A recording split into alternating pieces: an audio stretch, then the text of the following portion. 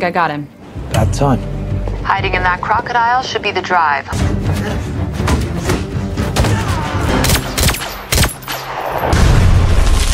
Hey yo Bacoters, balik lagi bersama gua di channel. Apa kabar kalian semua? Semoga selalu baik-baik saja ya. Di video kali ini gue mau menceritakan alur sebuah film yang berjudul Operation Fortune.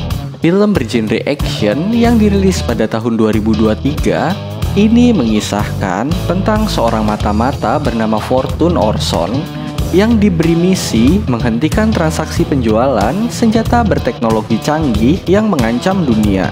Dalam misinya itu, ia banyak mengalami tantangan yang mengancam nyawanya. Penasaran kan bagaimana kelanjutannya? Tanpa berlama-lama lagi, langsung saja let's play. Film diawali dengan memperlihatkan sekelompok penjahat yang menerobos masuk ke dalam lab milik pemerintah serta langsung membunuh para ilmuwan di sana. Hal ini dilakukan demi mencuri sebuah senjata yang sangat canggih. Kemudian scene berpindah ke London menampilkan seorang pria yang juga seorang agen bernama Nathan. Di sana, ia menemui orang pemerintahan. I was ambushed outside a facility in Odessa. Retrieve what went missing. Nathan diberi misi untuk mengambil kembali senjata yang telah diambil tersebut. Karena jika senjata itu jatuh ke tangan yang salah, maka akan sangat berbahaya. It's been given the name The Hand. Nathan pun menyanggupinya, namun ia butuh tambahan orang untuk menjadi timnya. Lalu ia menunjuk sebuah foto seseorang yang bernama Fortune yang merupakan mata-mata yang sangat hebat dalam menjalankan misi. Oh, fuck. That man is an administrative nightmare. Namun di sini, Nathan cukup keberatan dengan bayaran Fortune yang terkenal suka menghabiskan banyak dana dan malah menyarankan Nathan untuk menyewa seorang pria bernama John. Namun faktanya, ternyata si John sudah membelot dan bekerja untuk kelompok saingannya yang dipimpin oleh Mike. Karena hal itu, Nathan terpaksa setuju dengan Nathan dan menyewa Fortune. Setelah di ACC pemerintah, Nathan langsung menemui Fortune di Maroko. Fuck are you doing here, Nathan? I'm supposed to be on holiday. Ia memberitahu tujuannya datang ke sini untuk menjalankan sebuah misi. Yang awalnya ia menolak karena ingin bersantuy. Namun karena mendengar bayaran mahal, Fortune setuju dan langsung ikut Nathan menuju Madrid. Karena sudah ditunggu oleh dua orang lainnya, yaitu Sarah, si ahli peretas, dan JJ, si ahli senjata dan jago gelut di lapangan. JJ. Sir. It's Fidel. Your Highness? Only you're the new John. Setelah mereka bertemu, mereka langsung menjalankan aksi pertamanya di sebuah bandara, di mana menunggu seorang kurir yang membawa hard drive berisi senjata canggih yang dicuri. Di sini, Nathan dan Fortune dibantu lagi oleh dua orang bernama Jen dan Marsha. Mereka semua sudah standby di posisi masing-masing, termasuk Sarah yang bertugas meretas keamanan. He's gotta be with us soon. In fact, on cue, I think I got him. What's on the drive?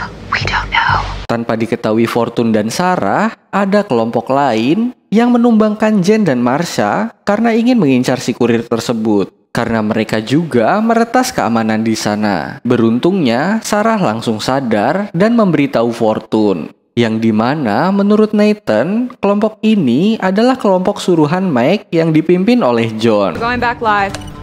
Setelah berhasil meretas kamera itu kembali, Sarah langsung mengarahkan Fortune untuk melumpuhkan orang yang ingin menyerangnya. 3, 2, 1. Take a deep breath, that's right. Lalu terlihat, si kurir tersebut sudah diincar oleh dua anak buah Mike. Tak ingin kalah, Fortune datang dan langsung melumpuhkan mereka.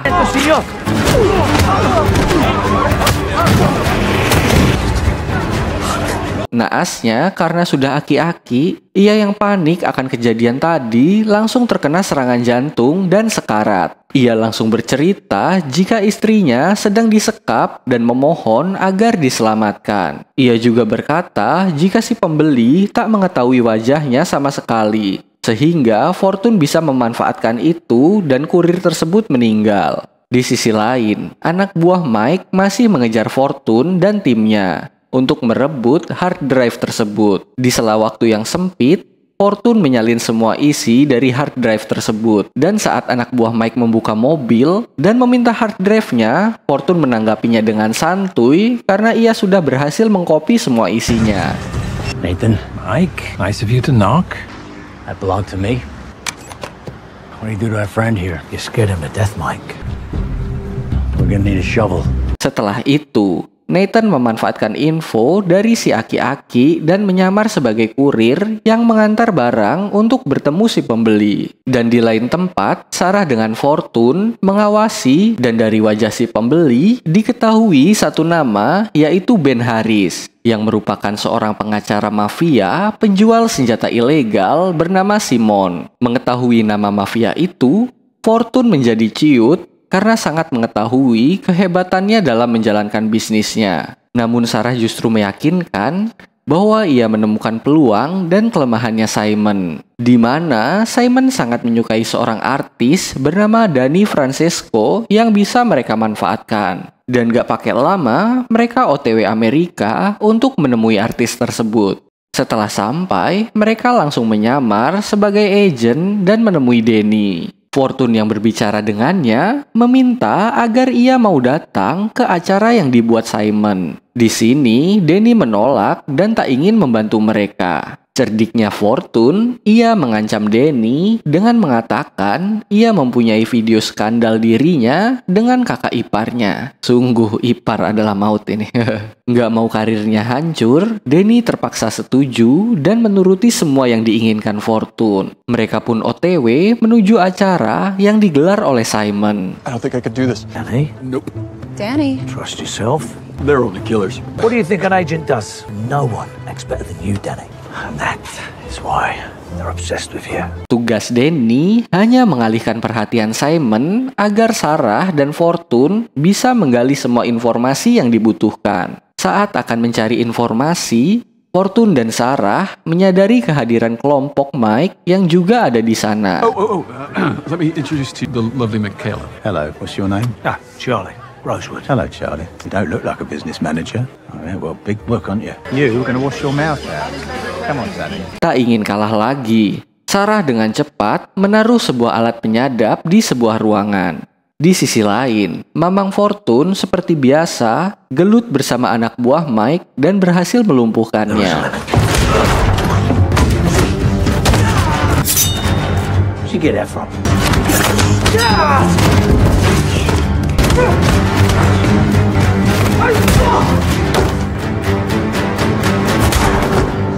Kembali ke Sarah yang ingin mengatur alat penyadapnya, tiba-tiba dikejutkan dengan Ben Harris yang datang. Dan dengan panik, ia mengajaknya berbicara untuk mengulur waktu.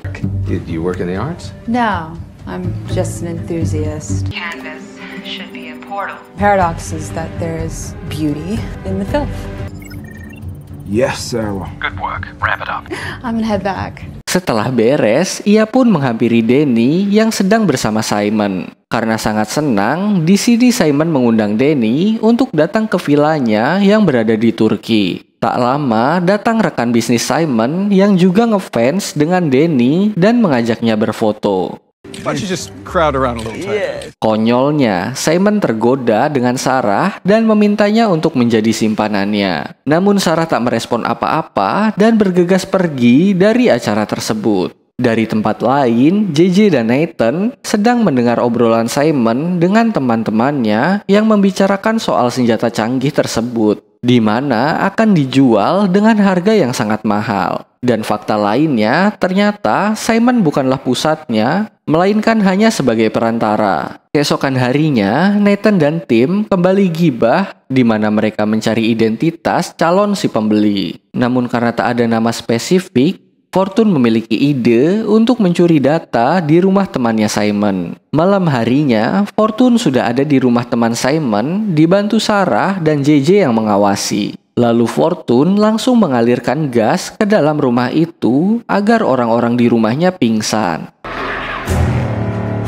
Sleeping like babies now. They're not gonna wake up anytime. You are safe to enter. Setelah mendapat kabar aman dari Sarah, ia langsung masuk ke dalam dan menemukan sebuah berangkas yang kemungkinan isinya semua data calon pembeli. Ia langsung menyalinnya serta mencuri barang berharga di sana agar saat orang rumah terbangun, mereka mengira ini adalah perampokan. Sucked it dry, return to safe. We have full access to their computer. Sebelum keluar, Fortune dihadang oleh penjaga rumah yang tak pingsan. Namun itu bukanlah hal sulit baginya dan langsung menghabisi para penjaga di sana. Whatever. Anyway, shall we? Sesampainya di markas, mereka langsung mengecek data yang sudah disalin.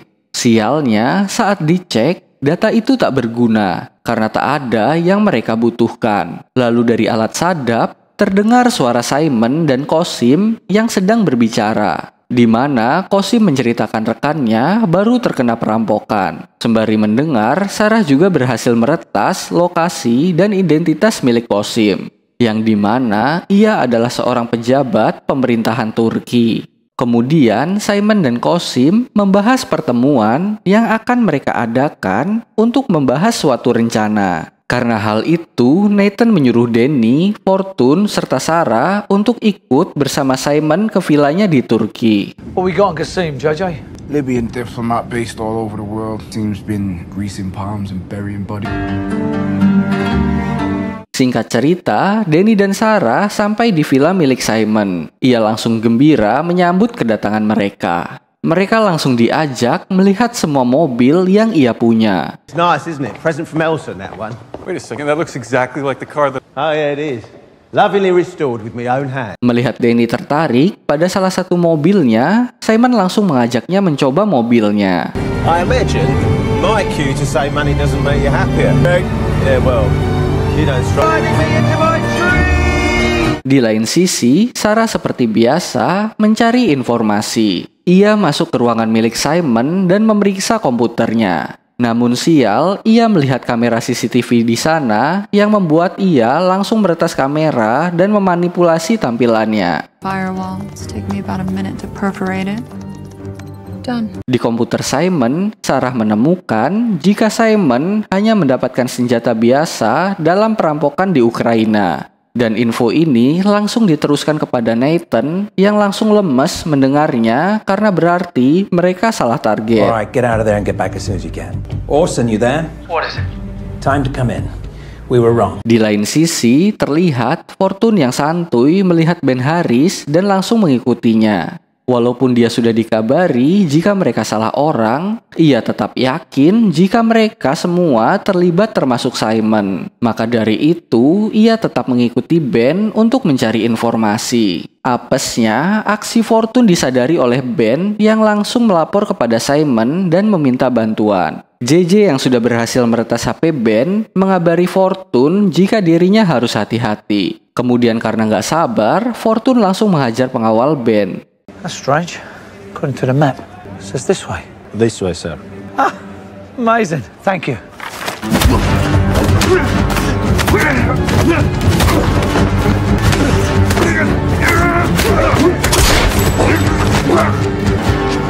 Ben yang ketakutan langsung lari dari sana. Fortune yang dipandu JJ terus mengejarnya.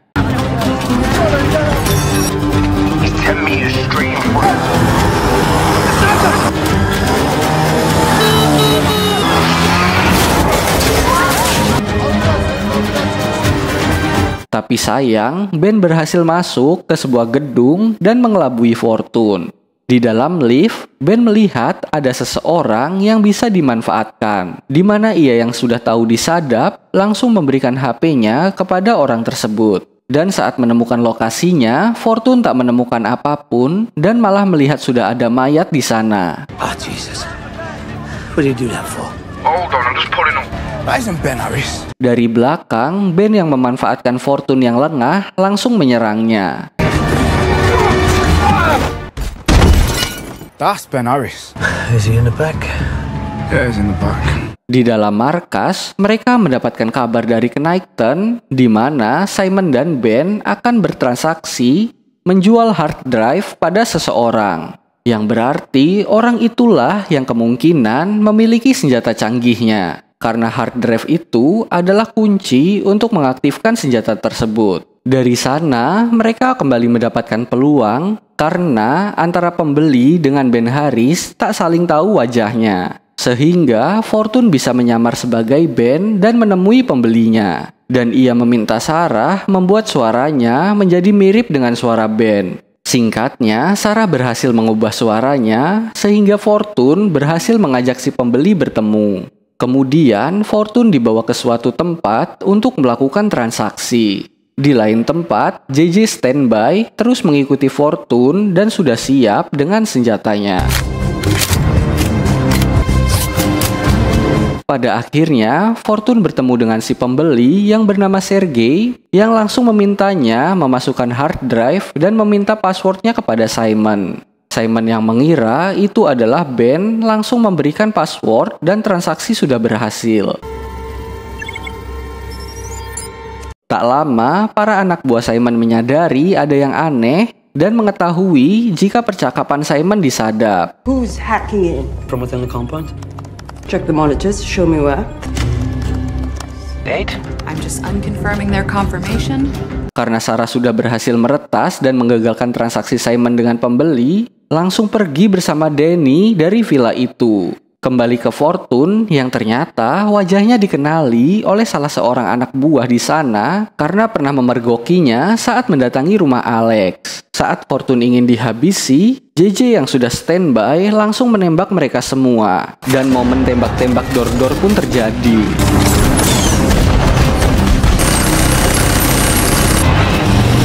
Ternyata selain anak buah Sergey yang mengincar Fortune, kelompok Mike juga mengincar nyawa Fortune. You sound upset. My boys will take over from here.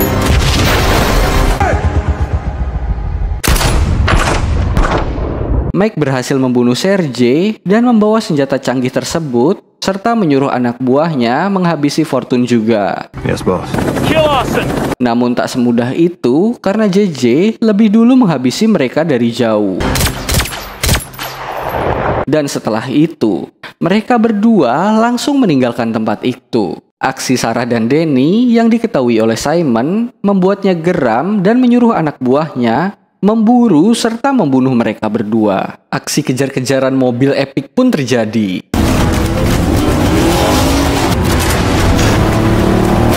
What are you gonna do with that?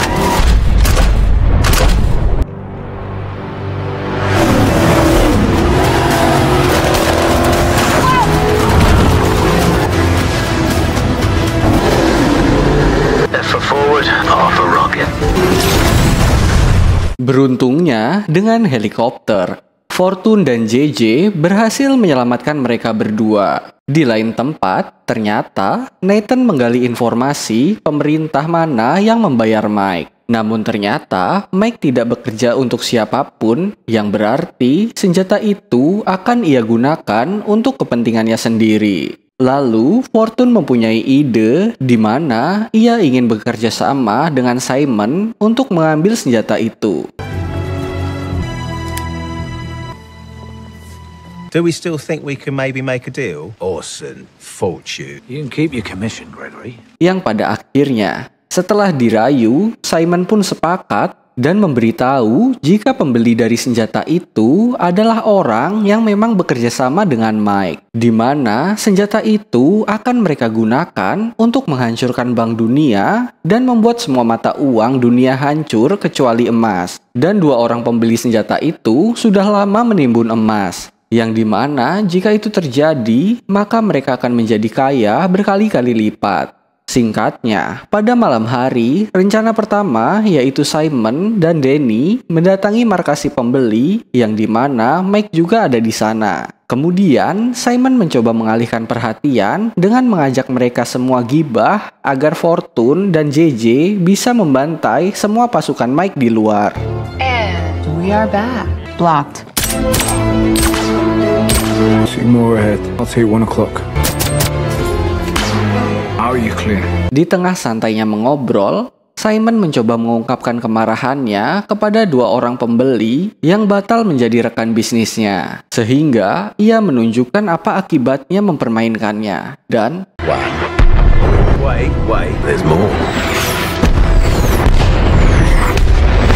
Kemudian ia menyuruh Danny membagikan kertas yang berisi nama-nama saudara dari 2 orang itu yang akan Simon bunuh jika mereka tak membayar komisi atas transaksi kemarin. Setelah Simon dan Danny pergi, terlihat raut kepanikan dari 2 orang pembeli tersebut. Namun di sisi lain, Fortune sudah semakin dekat dengan posisi dari Mike. Karena panik, nama orang tuanya ada di dalam list pembunuhan. 2 orang pembeli tersebut langsung memutuskan hubungan kerja sama sehingga aksi baku tembak pun terjadi.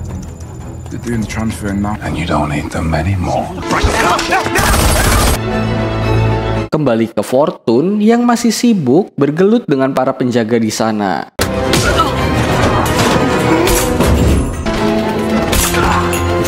Saat sudah sampai di atas, Sarah yang memantau menggunakan drone berhasil menggagalkan aksi Mike yang ingin menyerang Fortune dari belakang. I need the fucking case. Have it.